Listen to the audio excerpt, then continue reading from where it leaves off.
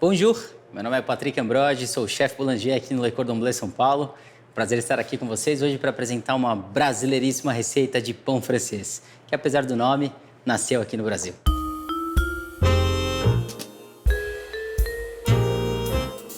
Para essa receita, nós vamos precisar de alguns ingredientes muito simples. Eu tenho aqui 1 kg de farinha de trigo. É uma farinha de trigo própria para fazer pão. Ela tem uma quantidade de proteína um pouco maior do que o normal. Caso você não encontre esse tipo de farinha no mercado próximo de você, sempre opte por uma farinha que não é aconselhável para fazer bolos, né? As farinhas boas para bolo, elas nunca serão boas para fazer pão, que elas têm um efeito contrário. Nesse caso, para 1 kg de farinha, eu tenho 600 gramas de água. Tenho 20 gramas de fermento biológico fresco. Caso você não tenha esse produto, somente o fermento biológico seco instantâneo, use 1/3 dessa quantidade, que é o suficiente para fermentar esse pão. Tenho também 20 gramas de sal e aqui eu tenho um pouquinho de gordura, 30 gramas, no meu caso é margarina. Caso você não queira usar margarina, pode usar também banha e até mesmo manteiga. A opção pela utilização dessa gordura aqui é para deixar o nosso miolo um pouco mais macio, né? A gordura ela tem como função lubrificar a rede de glúten que vai ser formada nessa massa durante o processo de batimento e depois no próprio pão pronto, tá? Caso não queira usar nenhum tipo de gordura, é só tirar ela e deixar esses ingredientes que vai dar certo do mesmo jeito, tá? Então, pra gente começar a fazer essa receita, eu vou utilizar uma batedeira. No meu caso aqui, eu vou colocar a água toda de uma vez. Lembrando que se sua farinha não for forte o suficiente, coloca uns 3/4 somente dessa água e vai sentindo o desenvolvimento da receita.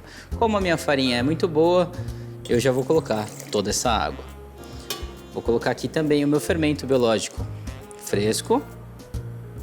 E nessa mesma base, eu vou colocar a minha farinha. Toda a farinha de uma vez. Farinha, aqui os ingredientes estão colocados na minha batedeira e ainda falta adicionar o sal e a manteiga, que eu não vou colocar nesse primeiro momento. Basta agora colocar esses ingredientes na batedeira.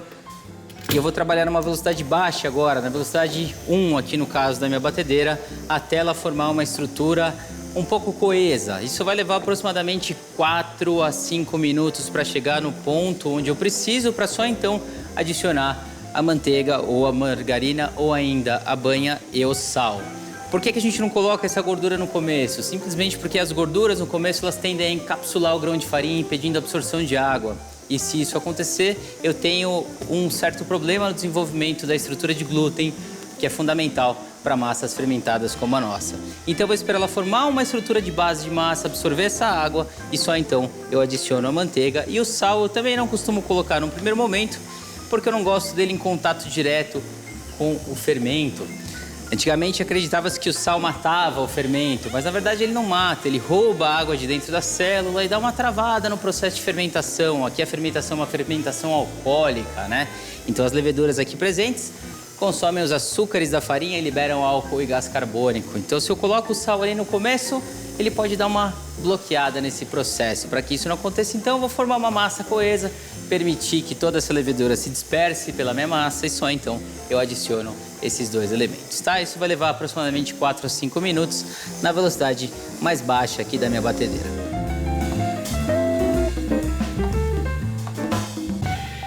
Passados cerca de 5 minutos iniciais, eu já tenho uma massa que ela apresenta uma certa estrutura bastante coesa. Eu vou até mostrar para vocês como ela tá aqui agora, que é um bom indicativo para a gente entender em que momento que deve entrar a gordura e o sal. Então minha massa, apesar dela não estar completamente desenvolvida, eu já tenho uma massa aqui com uma estrutura bastante uniforme. É nesse momento que eu vou colocar então a gordura e o sal.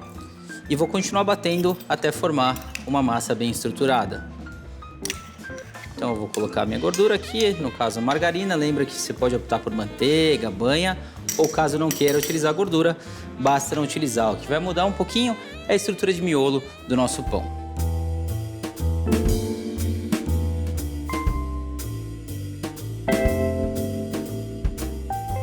Bom, quando eu observar que minha massa ela já absorveu toda a manteiga e o sal não está mais presente aqui nessa estrutura, eu vou passar a minha massa para velocidade um pouco mais alta, a velocidade 2 é o suficiente. O que eu observo nesse momento é que toda vez que eu puxar a massa, eu não tenho mais gordura grudada na parede do bowl da batedeira, né? essa parte é bastante importante a gente observar que isso é um indicativo de que toda essa manteiga, toda essa gordura foi absorvida pela massa. E uma outra coisa que a gente observa na massa nesse momento é que ela está começando a desenvolver uma estrutura de glúten formado, né? Se ele absorveu a manteiga, incorporou o sal, a gente já começa então a enxergar uma massa com uma estrutura em formação, ó. Então ela já começa a abrir devagarzinho, lógico que ela vai romper porque o véu ainda é frágil, mas ela já está, melhor dizendo, em desenvolvimento. Agora eu vou passar para uma velocidade mais alta e ela vai bater mais uns 3 a 5 minutos.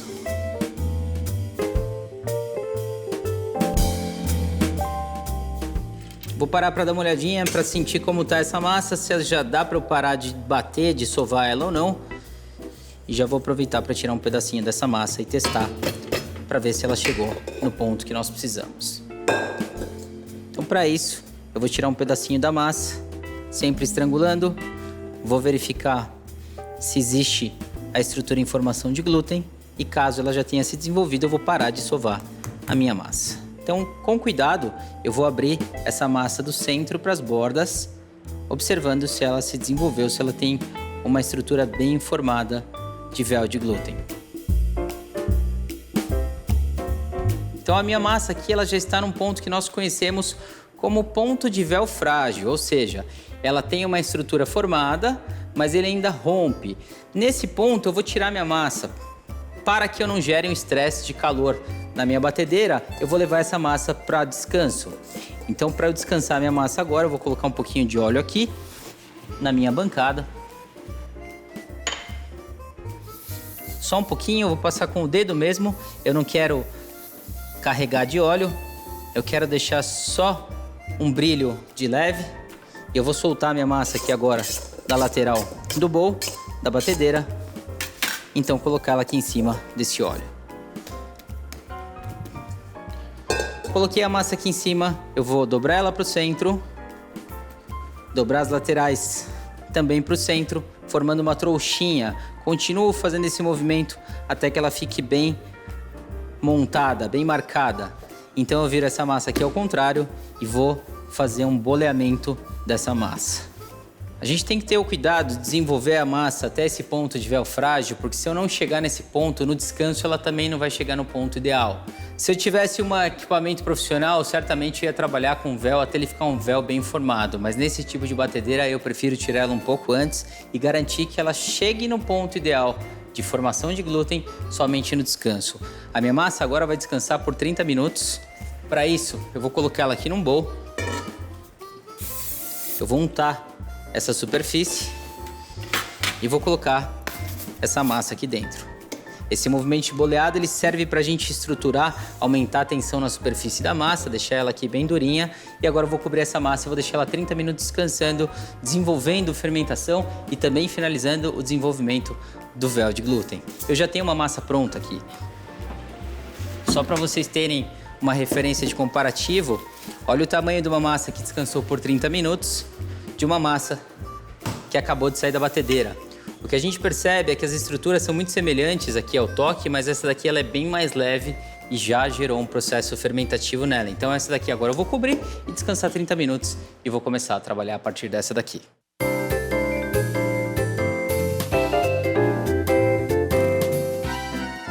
A gente observa que ela fermentou legal, né? Eu consigo ver umas bolinhas de fermentação aqui e agora eu vou baixar essa massa como um todo e fazer a divisão do meu pão francês. Para a gente fazer a divisão dessa massa, então, agora eu vou dividir ela em peças de 70 gramas. Serão bolinhas de 70 gramas que depois serão transformadas em pão francês.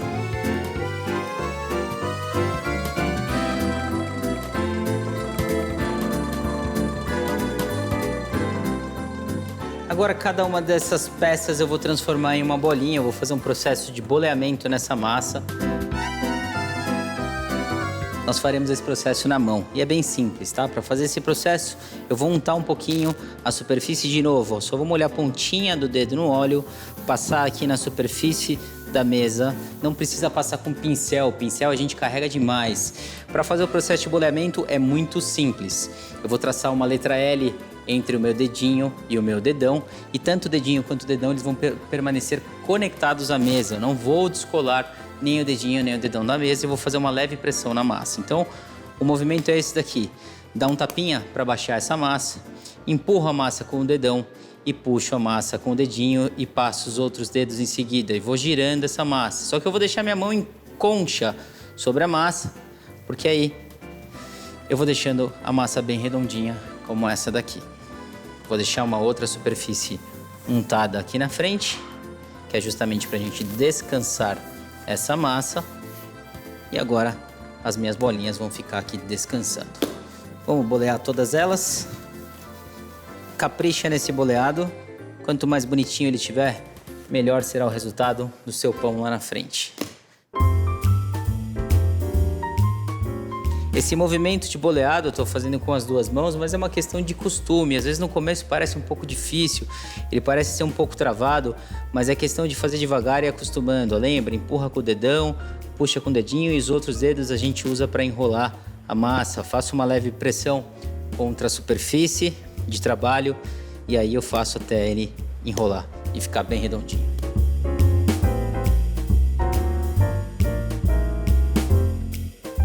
Muito bem, então todas as massas boleadas aqui agora, eu deixei um leve espaçamento entre elas, ela vai dar uma leve crescida aqui também. Então se grudar uma pontinha na outra não tem problema, não preciso me preocupar, mas eu vou deixar essa massa aqui descansando por pelo menos 15 minutos. Vou cobrir essa massa, evitando que ela resseque a superfície e durante esse tempo o glúten vai relaxar, possibilitando então que eu faça a modelagem do meu pão francês, que é bem simples. Enquanto isso eu vou cobrir essa massa com plástico.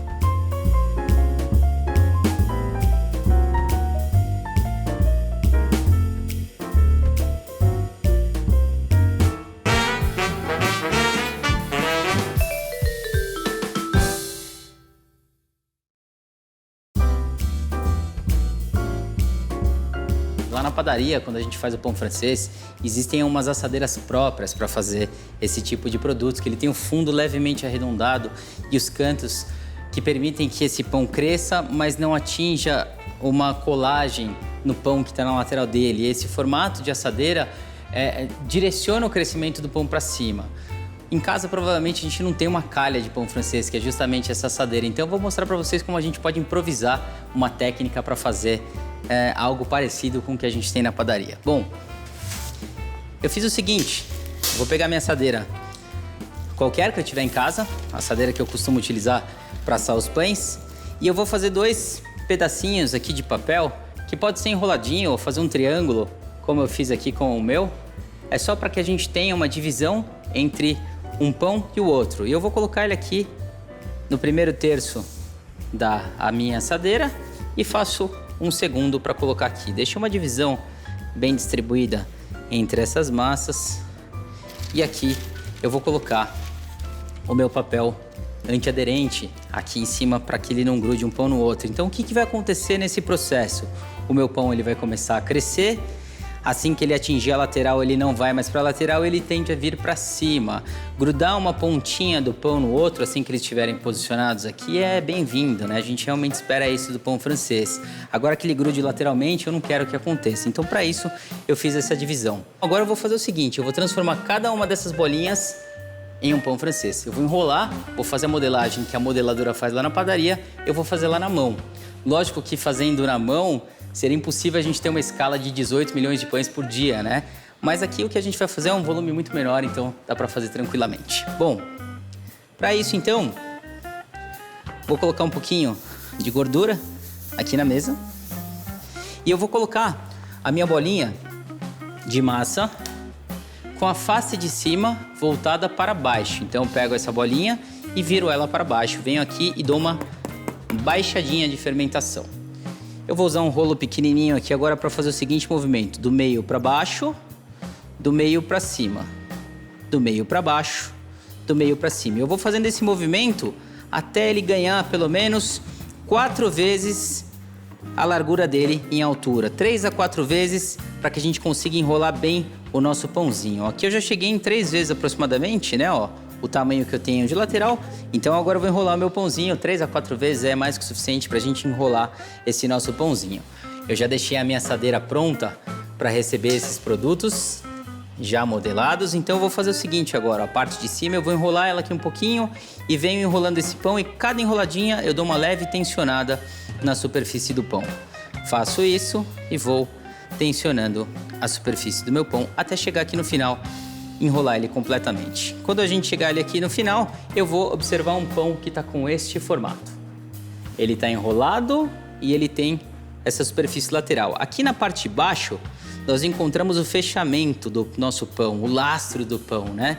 Os padeiros antigos chamam isso aqui de unha do pão também. Então, o que a gente vai observar é que essa unha do pão, ela tem que ficar voltada todas para o mesmo sentido. Se eu coloquei a primeira voltada para mim, eu faço uma leve pressão para que ele fique na parte de baixo do meu pão. Vou ajeitar aqui o papel, ajeitar as calhas de divisão que eu coloquei aqui e vou fazer o próximo pão.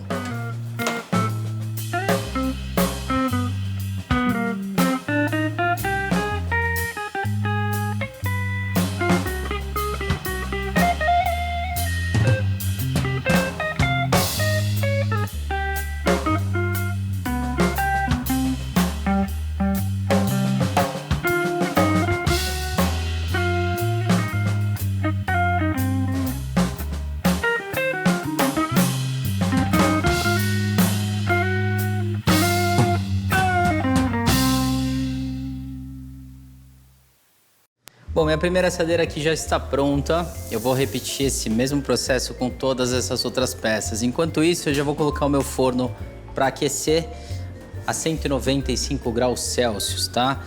Esse pão ele deve fermentar, dependendo da temperatura ambiente, aí entre 45 minutos e uma hora e pouquinho, tá? A temperatura ideal de fermentação desse pão é entre 25 e 27 graus Celsius. Eu tenho uma fermentadora aqui que faz esse processo, que garante que eu reduza esse prazo todo. Então, enquanto o meu pão vai fermentando, ele vai crescendo, eu já vou deixar o meu forno aquecendo.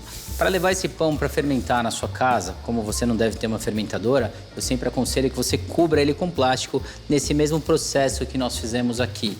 E para garantir que esse pão não vá grudar nesse plástico, eu jogo um pouquinho de farinha e posso ainda passar um pouco de óleo na superfície desse plástico, evitando que ele grude por completo no nosso pão. Tá? Então esse pão agora vai fermentar e eu vou terminar esse processo com os demais pães.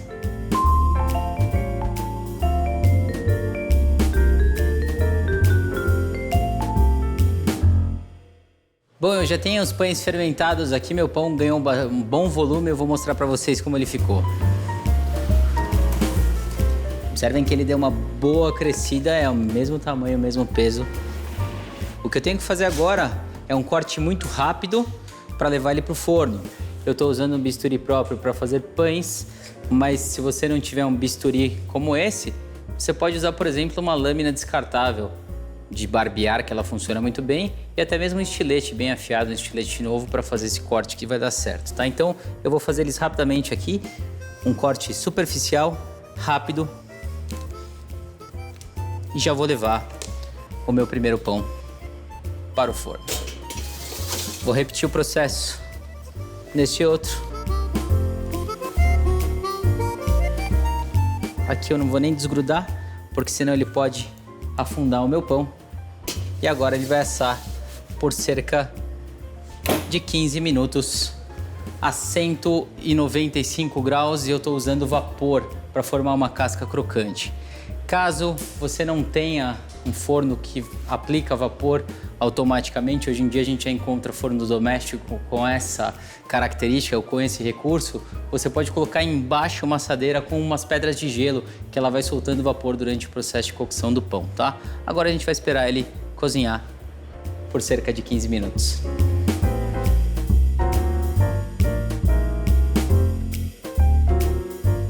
Bom, nosso pão tá quase pronto, falta menos de 1 minuto para ele acabar, ele tá bem douradinho. A gente já vai tirar e colocar esse pão para esfriar. Importante a gente lembrar sempre, o pão saindo do forno, ele tem que passar por um processo de resfriamento para permitir que ele sofra uma termorretração, que todos os sabores fiquem incorporados.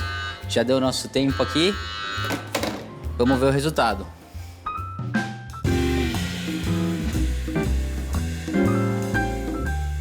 Legal, eu deixei um pouquinho a mais para ele ficar douradinho como eu gosto, para ele caramelizar legal. Esse aqui de cima eu deixei um pouquinho menos, dourado por conta da posição de forno. Então a gente tem 2 referenciais aí para o mesmo produto.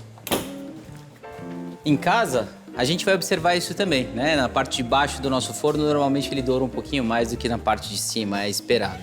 Eu não posso deixar esse pão aqui do jeito que ele tá, porque senão ele vai começar a perder vapor e essa parte baixa do pão, o lastro, vai ficar todo molhado. Então, para isso, eu vou passar esse pão diretamente para uma grade, tá?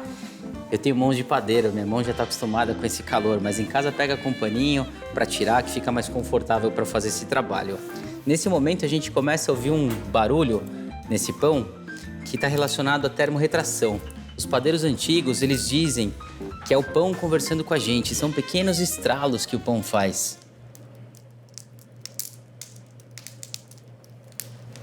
Muito bacana isso, tá? Então isso acontece, é um fenômeno físico, na verdade. O pão, ele cresceu, a parte de fora dele ficou estruturada, né? Ficou crocante, e agora como ele tá retraindo por conta da temperatura, ele faz esse barulhinho bem bacana, né?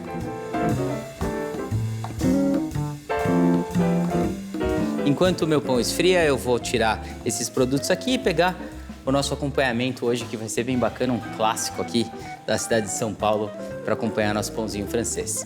Enquanto isso, a gente ouve mais um pouquinho o barulho dele, ó. Tá bem legal, ó. Tá bem crocante. Bom, eu vou montar um clássico paulistano, como eu comentei. Então, eu tenho aqui o nosso pãozinho, que acabou de sair do forno. Mais mortadela e tomate. Essa combinação de mortadela e tomate é algo que eu gosto bastante, que meu pai, quando eu era menino, ele fazia bastante para comer, então eu tenho toda uma referência aqui de memória gustativa e eu acho que combina bem, né? O tomate, ele é rico aí nos 5 classes de gosto, né? Então ele soma bastante aqui para nossa mortadela. Eu escolhi uma mortadela italiana também, com pistache essa daqui, que vai dar um perfil bem interessante para o nosso pão. Bom, então vamos lá.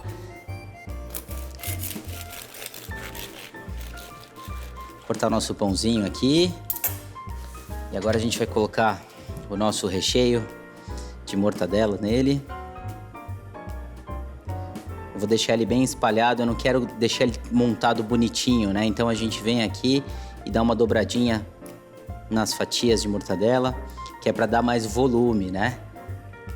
Parecido com aquele que a gente encontra nos mercados municipais aqui da cidade.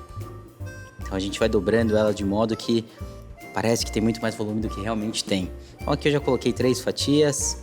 Vou colocar meu tomatinho por cima. E agora fechar o nosso super lanchinho. Ele ficou com um volume bem bacana. Interessante, hein? Bom, se você não quiser dar uma mordida nele inteiro, você pode cortar ele ao meio, que também fica para uma apresentação bem bacana. Esse daqui é meu. Espero que vocês façam em casa e gostem. A combinação para pão francês vai desde a manteiga até a combinação que você achar mais interessante de recheio para colocar aqui dentro. Espero que vocês tenham gostado. Bem-vindo ao Le Monde Cordon Bleu. E não percam que no próximo episódio um dos nossos chefes vai apresentar uma receita imperdível. Merci, esse é meu.